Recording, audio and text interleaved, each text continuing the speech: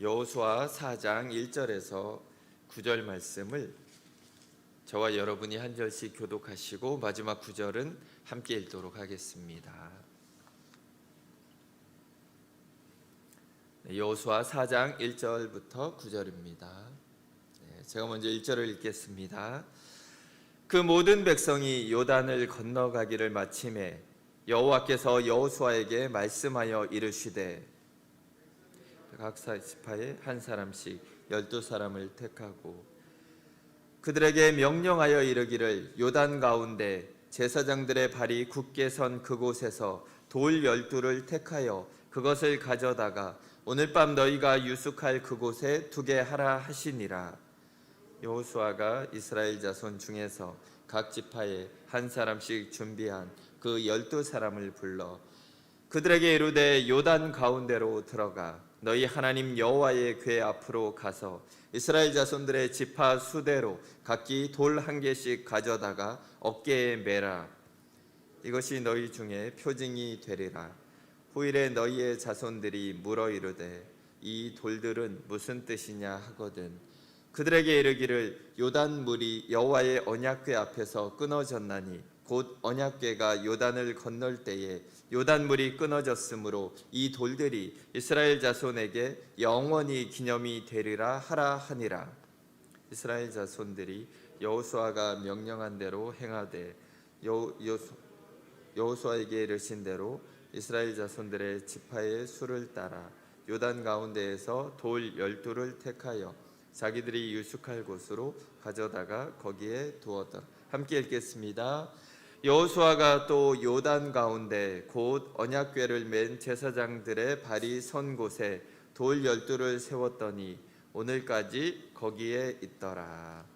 아멘. 네, 오늘은 이 돌들은 무슨 뜻이냐라는 제목으로 하나님의 말씀을 나눠보도록 하겠습니다.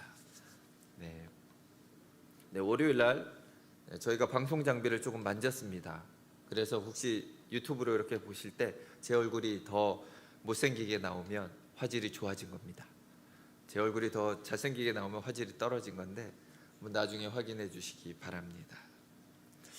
하나님을 만난 사람들은 겸손해집니다.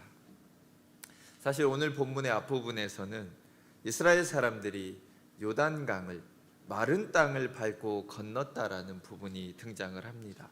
요단강이 흐르고 있었는데 언약궤를 메고 제사장들이 들어가는 순간 물이 딱 끊어졌다라는 거죠. 그리고 우리가 생각하는 그런 질퍽질퍽한 진흙 땅이 아니라 성경에서는 마른 땅이라고 강조를 합니다.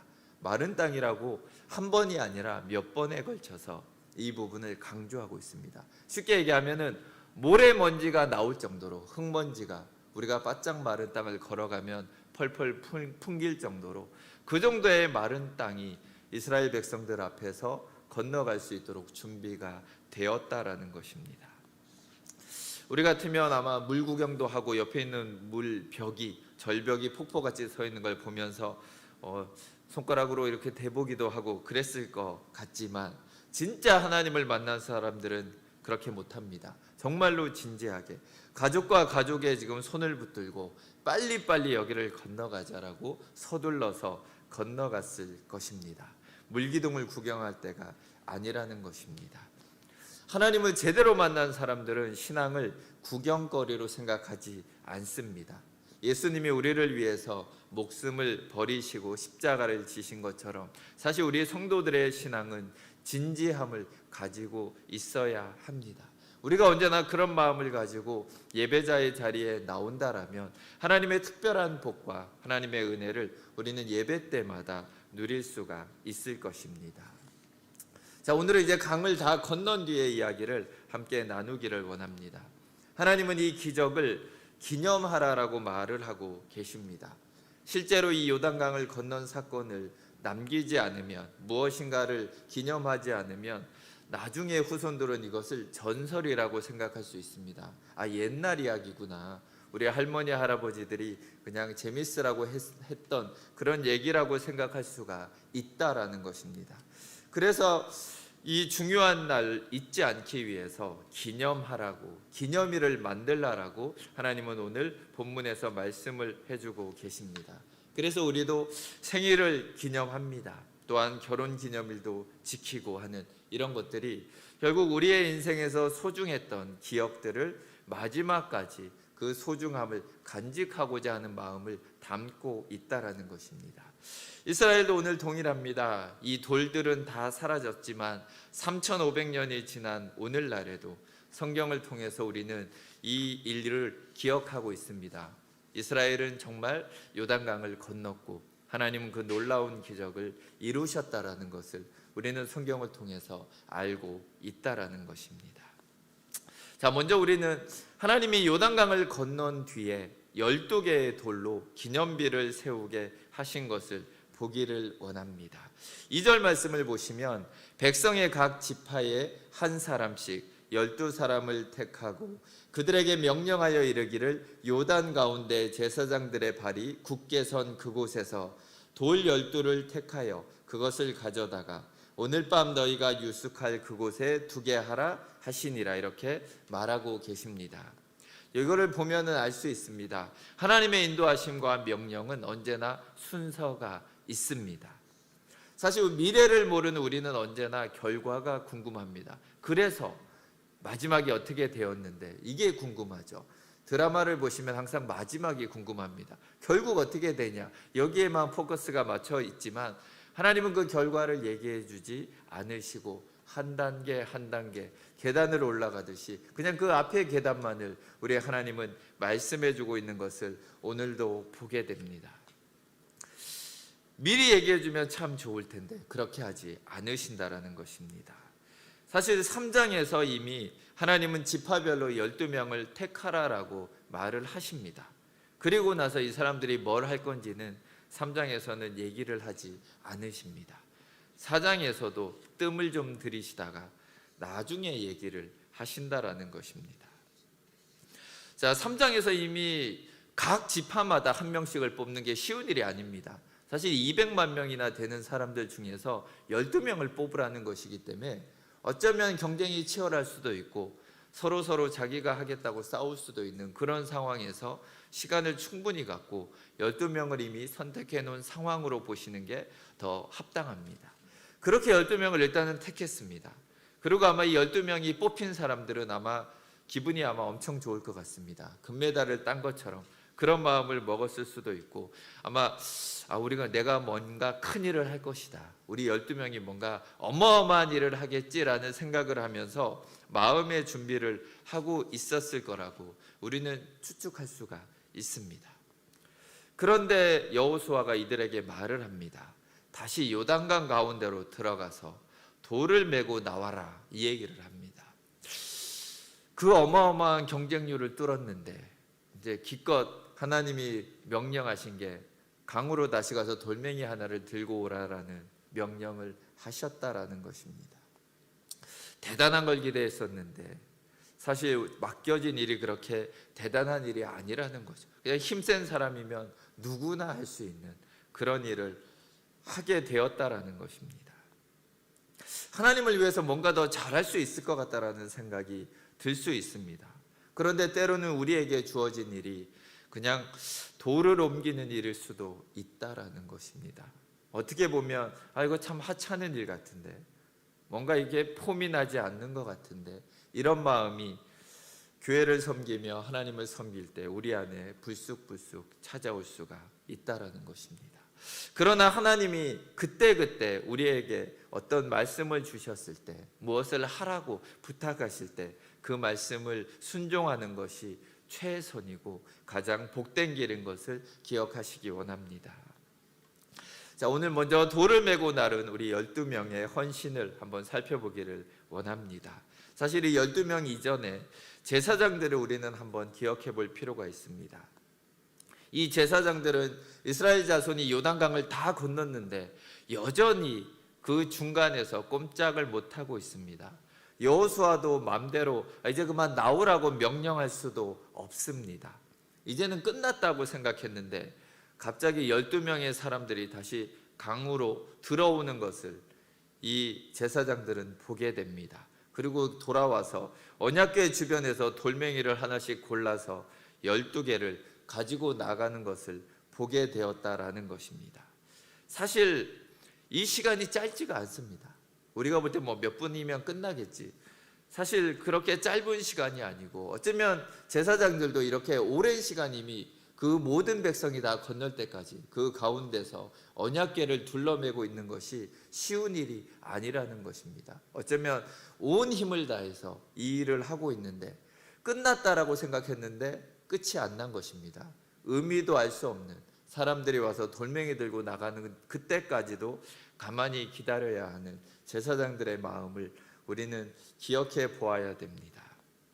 돌을 맨 사람이 언덕 위로 완전히 올라간 다음에야 하나님의 명령이 떨어집니다. 15절과 16절을 보시면 여호와께서 여호수아에게 말씀하여 이르시되 증거궤를 맨 제사장들에게 명령하여 이르기를 요단에서 올라오라 하매. 자, 우리의 믿음 생활에서 우리가 좀 마음에 새겨야 할 부분이 있다라고 생각을 합니다. 믿음은 언제나 하나님이 됐다라고 할 때까지 기다리는 것입니다. 우리 마음대로 이 정도면 됐겠지, 이게 무슨 계속하는 게 의미가 있나라고 중단해서는 안 된다라는 것입니다.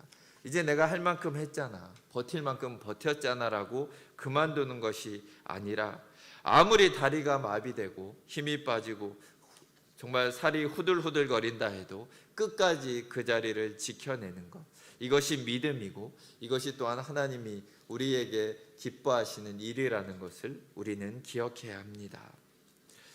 하다가 중간에 포기하면 결국은 좋은 열매를 볼 수가 없습니다. 그리고 지나고 나면 두고두고 후회합니다. 내가 그때 조금만 더 버텼으면 더 좋은 것을 얻었을 텐데라는 그런 마음이, 그런 회의가 우리를 흔들어 버릴 때가 있다라는 것입니다. 하지만 이런 마음 우리에게 많이 듭니다. 이게 정말 맞을까? 이 시시해 보이는 일을 계속하는 게 무슨 의미가 있나? 계속 교회를 다녀도 달라지는 게 없는데 내가 계속 다녀야 되나? 이런 마음들이 들 수가 있다라는 것입니다.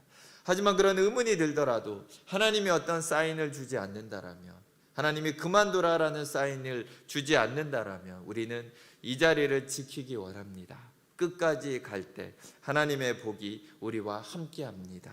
왜냐하면 시작하신 분이 하나님이시기 때문에 끝을 내는 분도 하나님이라는 것을 우리가 기억하기를 원합니다. 하나님이 주신 일을 견디고 있다면 그것은 곧 믿음이고 구원에 이르게 하는 축복이라는 것을 우리가 언제나 기억하기를 원합니다. 이렇게 제사장들처럼 헌신했던 사람이 바로 돌을 떠서 운반하고 있는 이 12명의 사람들입니다. 돌 들어보신 적 있습니까? 혹시 어렸을 때 맷돌짝이라도 한번 들어봤으면 압니다. 무슨 맷돌이 그렇게 무거운지 진짜 들 수가 없을 만큼 무겁습니다. 그냥 수레에 싣고 오라면 좋을 텐데 하나님은 그렇게 얘기하지 않으십니다. 어깨에 메고 오라라고 그 방법까지도 정해 주신다라는 것입니다. 자, 이 돌이 어디까지 들고 가야 되냐 하면 요단강에서 길갈까지 가져가야 합니다. 요단에서 길갈까지 거리는 3km 정도 됩니다. 3km를 돌을 들고 가야 합니다. 아마 힘을 좀 쓴다라는 사람들이기 때문에 아마 작은 돌을 들진 않았을 것 같습니다. 나름대로 그래도 자랑하고 싶은 마음도 있고, 그래도 우리 지파를 대표하는데 이 정도는 돼야지, 아마 어마어마한 돌을 하나씩 들고 움직이지 않았을까 생각이 됩니다. 그 돌 들고 3km를 간다라는 걸 알았으면 아마 그렇게 큰 거 안 들었을 텐데, 한 반쪽짜리 들었을 텐데 이미 들고 나왔기 때문에 3km 가야 됩니다. 자, 3km를 어깨에 메고 걸어갔습니다. 그리고 하나님이 내려놓으라는 그곳에 내려놓고 결국은 이들의 사명을 잘 완수하게 되는 것을 보게 됩니다. 자, 이들의 사명이 정말 돌멩이 나르는 걸로 끝났을까? 아니라는 것입니다. 아마 12지파의 대표로 뽑혔던 이 사람들은 앞으로 벌어질 가나안 정복 전쟁에서도 큰 역할들을 감당했을 것입니다. 우리가 여기에서 봐야 되는 것은 하나님의 눈에서는 돌을 지고 나르는 일이나 전쟁에서 큰 공을 세우는 일이나 똑같다라는 것입니다. 하나님은 그것을 차별을 두지 않고, 사람은 이건 하찮게 여기고 이거는 중요하게 여기지만 하나님의 눈에는 이것도 중요하고 저것도 중요할 뿐이라는 것을 우리는 기억해야 합니다. 그래서 내가 하는 일이 지금 하찮게 보이거나 미약하게 보인다고 우리가 위축될 필요는 없다라는 것입니다. 신약에서도 예수님은 말하십니다. 작은 일에 충성된 성도와 하나님은 계속 일을 함께 하실 거라는 것을 우리는 기억하기를 원합니다. 또한 우리는 하나님이 세우신 이 기념비를 한번 떠올려 보시기를 원합니다. 길갈에 세운 기념비는 어떤 모습이었을까? 사람이 아무리 해도 자기 힘으로 들 수 있는 돌멩이의 크기는 한계가 있습니다. 기껏해야 아마 우리 허리 정도 되는 정도 길이가 아닐까 생각이 됩니다. 이런 돌멩이 12개를 그냥 갖다가 올망졸망하게 세워놓은, 기념비라고 하기에는 너무나 초라하고 그냥 보잘것없어 보이는 그런 돌멩이 무더기처럼 보이는 이것을 하나님은 만들라고 하십니다. 사람들은 언제나 다른 사람의 눈을 의식합니다. 허세를 부리려고 합니다. 그래서 우상 같은 것을 어마어마하게 크게 만들고 아니면 금으로 치장을 합니다. 기왕이면 더 그럴듯하게 보이려고 포장을 하고 이렇게 하지만 하나님은 그런 거에 아무런 관심이 없고 돌멩이 12개만 그냥 사람이 들만한 거 갖다가 이렇게 쌓아두는 것에 만족하신다라는 것을 우리는 기억해야 합니다. 사실 이 땅에 인간으로 오셨던 예수님의 모습도 그렇게 흠모할 부분이 보이지 않았다라는 것을 우리는 기억해야 합니다. 정말 우리가 지금 맡겨주신, 하나님이 주신 작은 일들을 성실하게 감당할 때 결국 하나님은 우리에게 더 큰 일을 맡기고 또한 하나님이 우리를 통해서 그 다음 계획으로 우리를 인도해 주실 것을 믿으시기를 바랍니다. 또 우리는 살펴볼 것이 있습니다. 왜 이들이 먼저 요단을 건너간 다음에 다시 돌아가서 돌멩이를 가져왔는가 한번 생각해 볼 필요가 있습니다. 요단을 출발하기 전에 이미 얘기할 수도 있습니다. 너희 12명이 가다가 중간 정도 갔을 때 돌멩이 하나씩 들고서 건너라 이렇게 얘기를 했다라면 제사장들이 물 가운데에 서 있어야 되는 시간이 훨씬 단축되었을 것입니다. 훨씬 수월하게 사명을 마치고 물가로 나올 수가 있었을 텐데 그렇게 하지 않았다라는 것을 우리는 한번 살펴볼 필요가 있습니다. 이것은 11절에서도 동일합니다. 제사장들과 언약궤가 마지막으로 올라오게 하실 때도 하나님은 이렇게 하십니다. 모든 백성이 건너기를 마친 후에 여호와의 궤와 제사장들이 백성의 목전에서 건넜으며 언약궤가 올라오고 요단물이 원래대로 돌아가는 모습을 백성의 눈에 보게 하셨다라는 것을 우리는 기억하기 원합니다.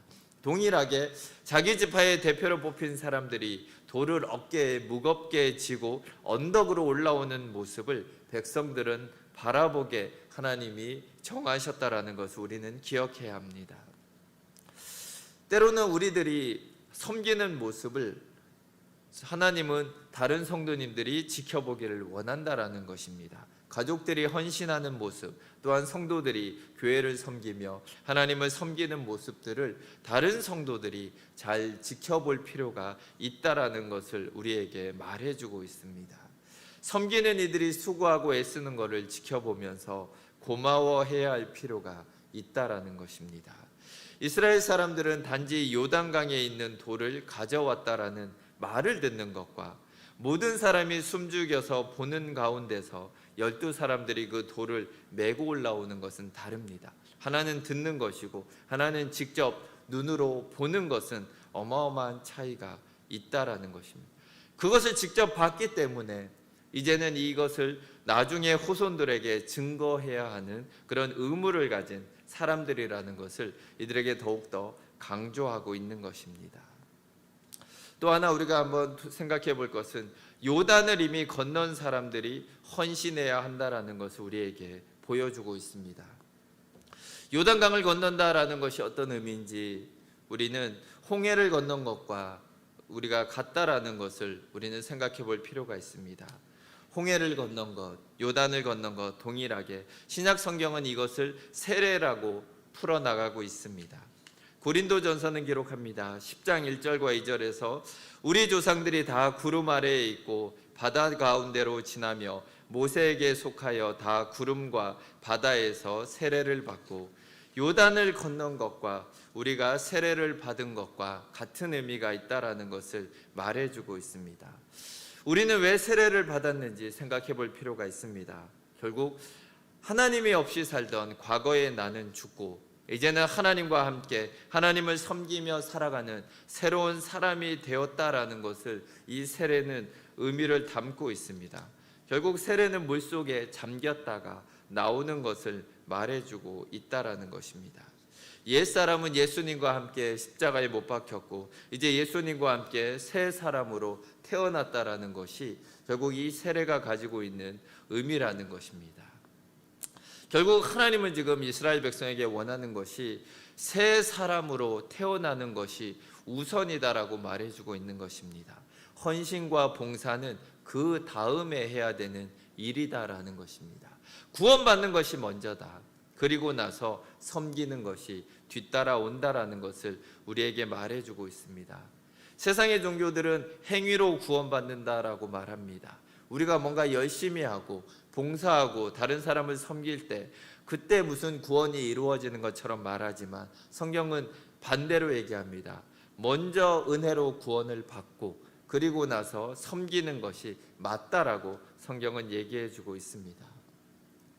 믿음이 있은 다음에 우리는 돌을 나르든지 다른 어떤 일들인지 해야 되는 것을 기억해야 합니다. 사람이 거듭나기 전에 봉사를 많이 하고 교회를 섬기게 되면 이 봉사의 대가로 나는 당연히 구원받아야 된다라는 그런 잘못된 생각들을 하게 된다라는 것입니다. 우리는 누구나 하나님 앞에 빚진 자들입니다. 우리의 노력으로 구원받은 게 아니라 정말 우리가 갚을 수 없는 어마어마한 은혜를 받았기 때문에 우리는 지금 그 구원의 은혜를 하나님 앞에 그냥 감사한 마음으로 봉사와 섬김으로 베풀고 있다는 것을 기억하기를 원합니다. 우리가 지금 베풀고 나누고 있는 것도 사실 모두 다 하나님으로부터 받은 것입니다. 우리가 직접 만들어낸 건 아무것도 없고 하나님이 주신 시간과 물질과 재능들을 그냥 하나님이 원하시는 만큼 헌신하는 것이 바로 우리가 지금 하고 있다는 것을 우리는 기억하기 원합니다. 9절 말씀을 보시면은 여호수아가 또 요단 가운데 곧 언약궤를 맨 제사장들의 발이 선 곳에 돌 12를 세웠더니 오늘까지 거기에 있더라. 그러니까 길갈에도 12개의 돌을 옮겨서 세웠지만 제사장들의 발이 서 있었던 요단강 중간에도 12개의 돌을 세웠다라는 것을 지금 말해주고 있습니다. 요단 밖으로 가져온 기념돌은 언제나 볼 수 있지만 요단강 안에 이 중간에 세워놓은 돌멩이들은 물이 다시금 흘러가면 볼 수가 없는 그런 돌멩이들입니다. 밖에서는 보이지도 않는데 왜 하나님은 이 12개의 돌을 요단강 안에도 세우라고 하셨는지 우리는 생각해 볼 필요가 있습니다. 밖에 세워놓은 12개의 돌, 길갈에 있는 12개의 돌이 요단을 건너서 살아나온 이스라엘을 의미한다라면 요단강 안에 있는 12개의 돌은 옛사람을 의미하는 거라고 볼 수가 있습니다. 십자가에서 우리의 옛사람이 죽은 것처럼 정말 하나님의 은혜가 아니었으면 죽을 수밖에 없는 그 자신들의 모습을 길갈에 세운 12돌을 보면서 요단강 속에도 지금 잠겨있을 12개의 돌을 기억하라라는 의미가 이 안에는 담겨져 있습니다. 저 흉흉한 요단강 가운데 우리가 있었다라는 것을 기억하기를 원하신다라는 것입니다. 하나님의 은혜가 아니면 우리도 지금 저 물속에 있는 돌멩이들처럼 우리도 물에 잠겨서 죽었을 것이다라는 것을 기억하라라고 하나님은 우리에게 말씀해주고 있습니다. 우리는 지난 한 해도 한번 돌아보기를 원합니다. 정말 2022년도 하나님이 우리 앞에 있는 요단강을 멈추게 하시고 정말 우리를 건너게 하신 일들이 없었는가 돌아보기 원합니다.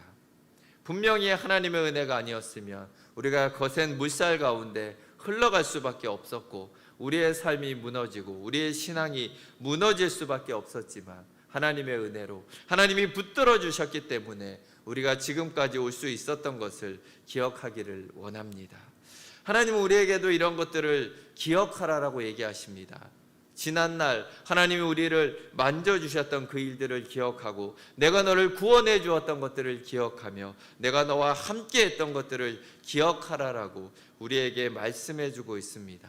사람의 힘으로 도저히 할 수 없었던 그 일들이 하나님의 도우심과 하나님의 은혜로 우리가 그것을 넘어왔던 것들을 우리는 기억하기를 원합니다.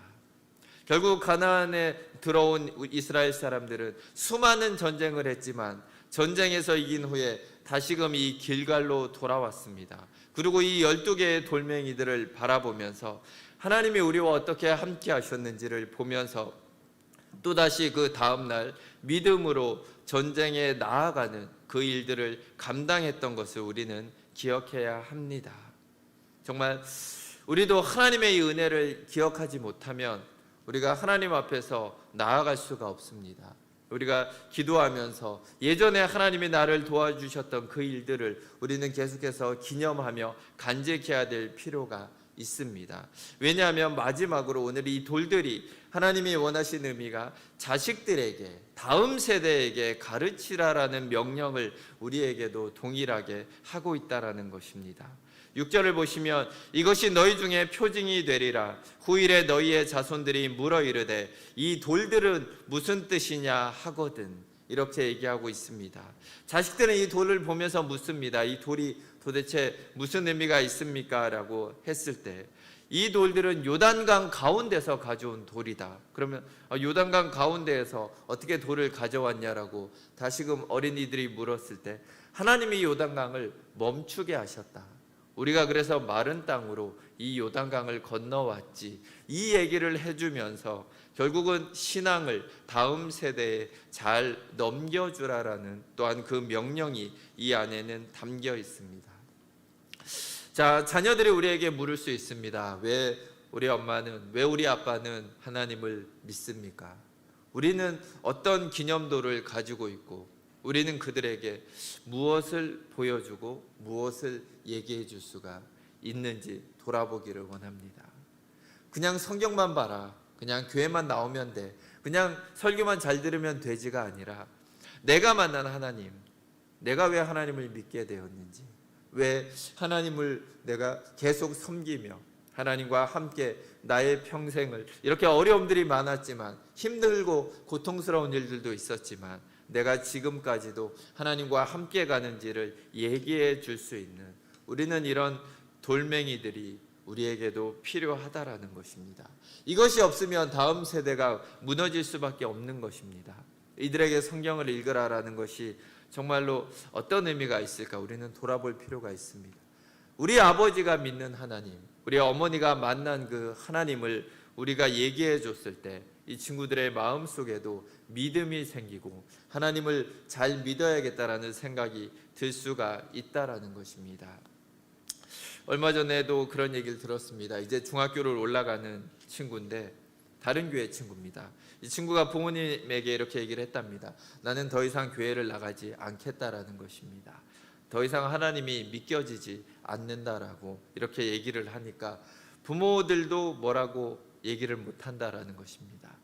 꼬맹이였을 때는 뭐 때리고 얼리고 뭐 용돈을 주고 사탕을 주면서 데려갈 수 있지만 중학교에 가면서 이제는 하나님이 있는지 없는지 내가 모르기 때문에 나가지 않겠다라는 그런 결단을 이 중학교 친구들이 하고 있다라는 것을 듣게 되면서 참 마음이 안타까운 그런 마음을 느끼게 되었습니다. 정말 우리의 자녀들에게 우리는 내가 만난 하나님을 어떻게 설명해 줄 수가 있습니까?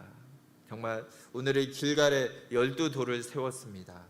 우리는 우리의 인생에서 어떤 돌멩이들이 하나님을 기념하며 하나님의 살아계심을 저들에게 확실하게 증거할 수 있는 그런 돌멩이가 되고 있는지 우리는 한번 살펴보기를 원합니다.